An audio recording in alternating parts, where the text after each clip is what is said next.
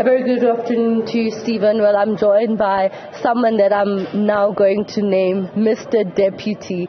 And I'd like you to explain to our viewers why I call you Mr. Deputy, because you actually hold a lot of deputy positions. And in addition, this one that you got elected on today. So I think I must be the Chief Deputy now. I'm the Deputy Leader of our caucus in Cape Town, Deputy Chair of the Cape Town Metro, Deputy Leader of the Western Cape Province, and now Deputy Federal Chairperson. So there's an awful lot of deputying going on. Hence me calling you Mr. Deputy. Let's talk about your reaction to this appointment, and if you can move your mic closer. Yes, thank you. Surprise, very pleasant surprise. It's hard for a local government councillor to get elected to a national leadership structure because by definition your presence is very local, whereas your parliamentarians have a national platform. But I think it is in part because it resonates with our delegates to have a local government voice on the federal executive. Local government is where the majority of the voters, the majority of the public meet a party. I mean, they will meet your members of parliament, but there's many fewer of them than there are councillors. And I did speak to many of our delegates about empowering our councillors, making sure that when they have interactions with the public, they're better able to do those jobs, that we equip them, that we develop them. And the same with our activists. Otherwise, the difference between us and another political party is not tangible.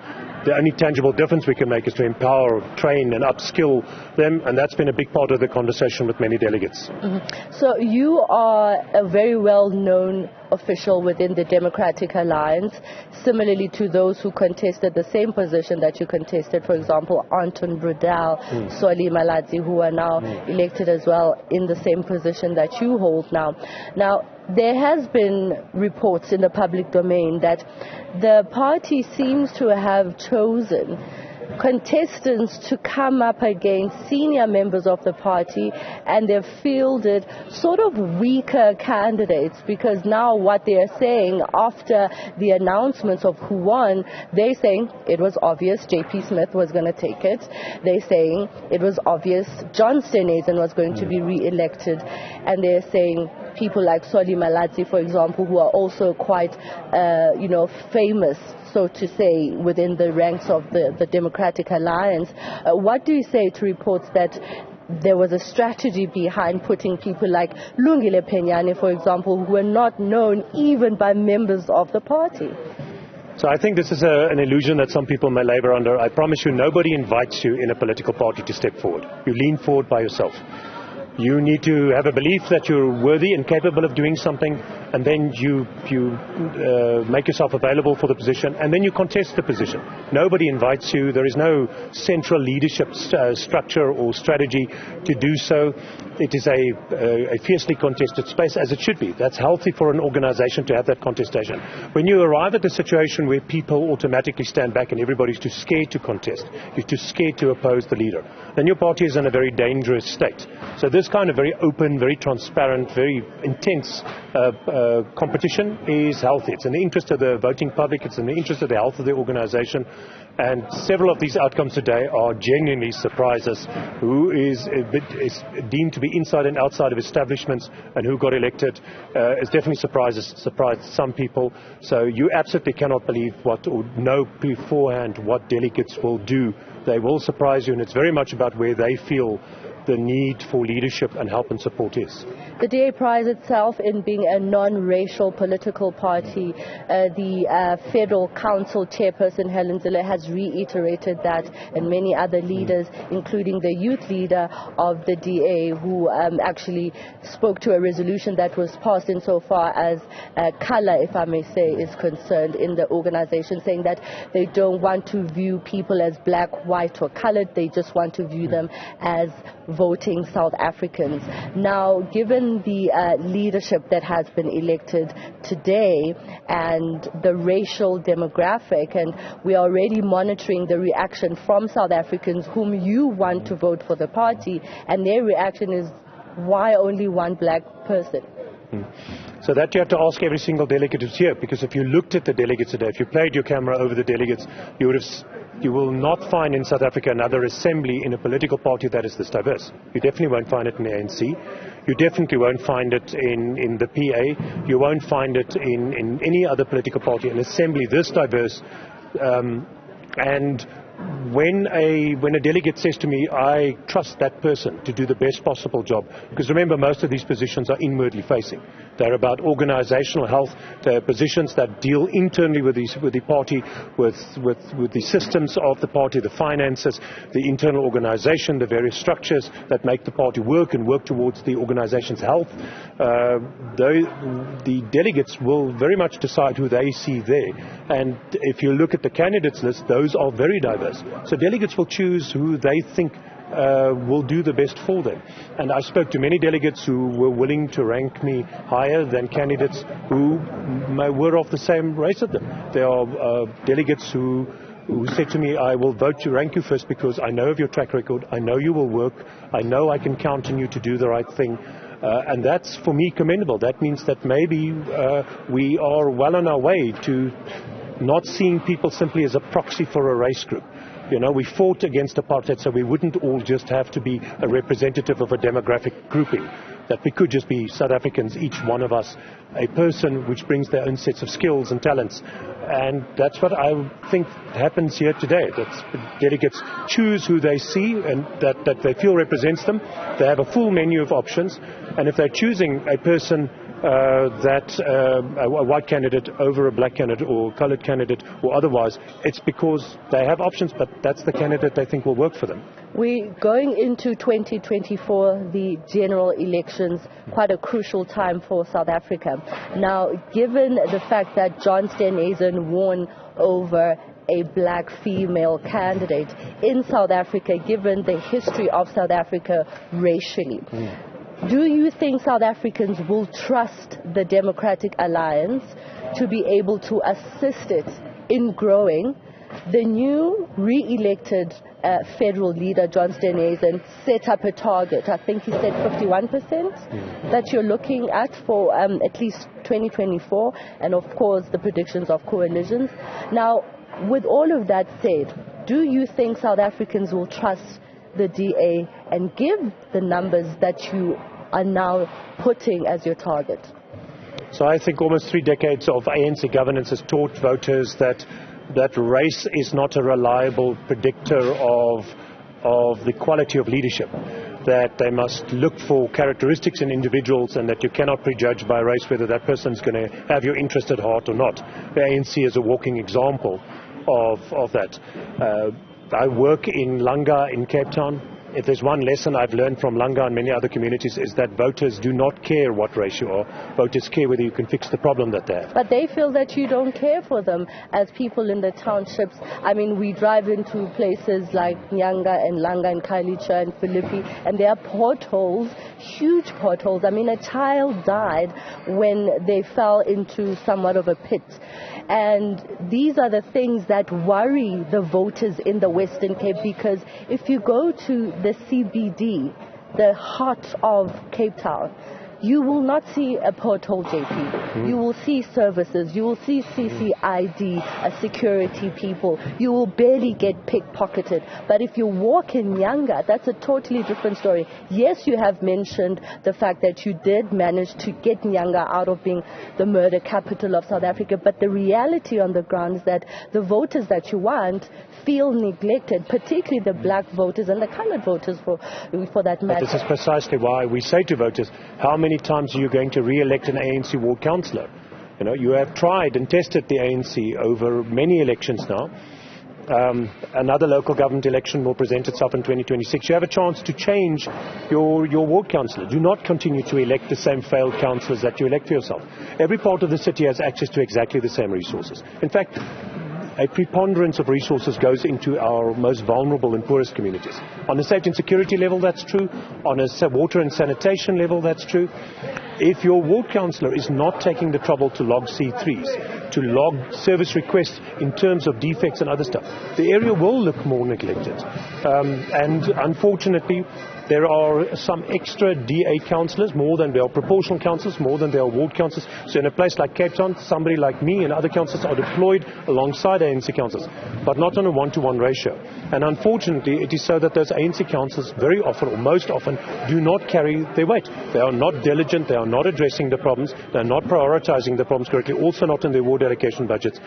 And I don't believe that, in fact, voters will continue to support those ANC ward councils. We've seen this in by-election results across the country, and I think I'm seeing it certainly. We saw it in the Nyanga Ward 38 result, where, by the way, the DA beat the EFF into 4th place. I think we will see it elsewhere across the board. The ANC will lose wards. We have a more immediate pressure now in terms of the 2024 election. And you're right, voters need to know that we care for them. But show me a budget that is more pro-poor than the budget that Cape Town just passed. That gives more indigent rebates than Cape Town has just passed. That gives more free basic services than Cape Town has just passed. Can I interject? Because you actually are leading me to my next question when you talk about budget. You should warn me what your next questions are then. Well, no, I won't do that. But, of course, you will hear it once I say it. And the question is, with regards to budget, a reliable source, senior, let's say, South African Police Service member, has come out to say to us that, well, the DA does not spend all of its policing budget. At some point, it sends it back to national, whereas the street lights, for example, in the townships are still not working, and those issues speak to safety and policing issues, and that is a concern that a senior member of the police raised, saying that why don't you spend your budget adequately? That's an insane comment, because we get no money from national government for policing. So that senior person who's informing you is either profoundly dishonest or profoundly ill-informed, or both. We get no money and no subsidy from national government for policing. The only support we get on policing is from our provincial government in terms of the LEAP project, where we've now added 1,200 extra officers on the ground. How is that possible, where you don't get a budget? There is no money that comes from national. All the national government runs SAPS. SAPS is under the exclusive control of national government. Provincial government has an oversight function over SAPS. And I presume there were attempts to obviously get the budget, because the Western Cape we are constantly fighting with national government about the state of resources, and the provincial MEC, Regan Allen, is busy laying the foundation for formal IGR, intergovernmental relations processes, to formally and legally take national government to task for the lack of policing resources. The fact that most of your police stations, 70% of your police stations in Cape Town, are under-resourced. Some of them in the most vulnerable areas, like Khayelitsha, by they've got less than half of their staff. Your deployment rates are appalling. And when you do that to a community, you're guaranteeing pain and suffering for that community when you deploy at that rate, especially in an already crime-riddled area. So national government is setting the scene for misery and suffering. And that's a matter of record. Go look at the national police budget. It has shrunk over the last 3 years. There's been significant national budget cuts in the policing budget, and that has caused communities great misery and pain. We've tried to compensate. What is the city's budget? For policing? For policing, yes. So we're just over 5 billion rand now, but we also have to share that with emergency services, because we're responsible for traffic, law enforcement and metro police, and fire and emergency rescue service, disaster management, and some other smaller components. So we've put in a lot more budget this year. We've been growing our police force by 200 members, plus the 3 years before that we grew at around an average of 500 members a year to create the LEAP service, the Law Enforcement Advancement Program. They're deployed in the 12 most crime-ridden communities. And there are challenges. There are challenges with vandalism that renders street lights ineffective, that makes the challenges of load shedding even worse. But we get no money from national government for policing. National government can't give us any money because they can't even fund their own police force. And what is worse is not the basic deployment figures, which are already appalling. What is despicable is what they've done to the detective services. Because your detectives are walking around with caseloads of 250 to 300 dockets on average. A detective can handle 15 to 20 dockets, maybe 25. You are guaranteeing that none of those cases are going to get solved. And when you do that, every career criminal, every frequent offender, every GBV offender is going to keep on offending over and over and over, because you're never getting a conviction for them. Okay. Now, as I wrap up with you, JP, you are elected as the Deputy Federal Chairperson amongst all of the other titles that you hold, including those in the Western Cape. But this position is obviously speaking to the national level. How are you going to change things around for the DA, given the election results 2019, the local municipal elections? How are you going to try and shift things around for your favor? Also, given the fact that in the Western Cape you have really lost to political parties like the FF Plus, the Cape Coloured Congress, for example, the PA is also trying to make inroads. What is your plan as the new Deputy Federal Chairperson? So remember that these positions that we elect now, other than your leadership positions, the position I'm standing for is an inward-facing position. It's a position that deals with internal structures and systems. I have a very clear battle plan in terms of the systems that I want to build and work on that revs up our machine and makes us better able to contest elections in 2024. And those are in terms of communications with the public. We've built certain systems in Cape Town. We want to expand that across the country and improve what we're doing and to improve our ability to communicate accurate and quick information to the public. The same with our call centers, being able to continuously and readily engage the public. And then in terms of training of activists, an incredibly important lesson I've learned from calling many hundreds of these delegates is the extent to which training is deeply desired by them, training and skills, and that I'm going to make a big mission. I moved a motion in the Western Cape in the party to establish a political academy, which we called Imbewu. It was formally adopted. That structure is taking in its third set of graduates now, and that is all about investing in training in our young people and our activists so they can be the next generation of leaders and public representatives. I intend to fast track that and expand that significantly on top of what the party is already doing nationally. And so I have a very clear battle plan that I want to implement for systems and projects that make us better able to serve the public and more responsive and in a better position to convince those voters who have drawn a line under the ANC, that 10, 12%, maybe 15% who have given up on the ANC that you can see in the polls, who are looking for another home. They're busy shopping and choosing that home at the moment, to convince them that the DA is a viable home for them and that we speak to every race, every color, regardless of your sexual orientation, who you believe in or how you look or where you come from, that we are a home for you. And that will be the challenge over the next 12 months. I will draw on 3.5 decades of political experience to make sure I add value. Political experience will really help you in the next couple of years. Thank you so much for your time. That is JP Smith from the Western Cape. He holds a lot of deputy positions, but the new one, of course, being that of Deputy Federal Chairperson. He has been elected together with other leaders here at the Gallagher Convention Centre. Stephen, back to you.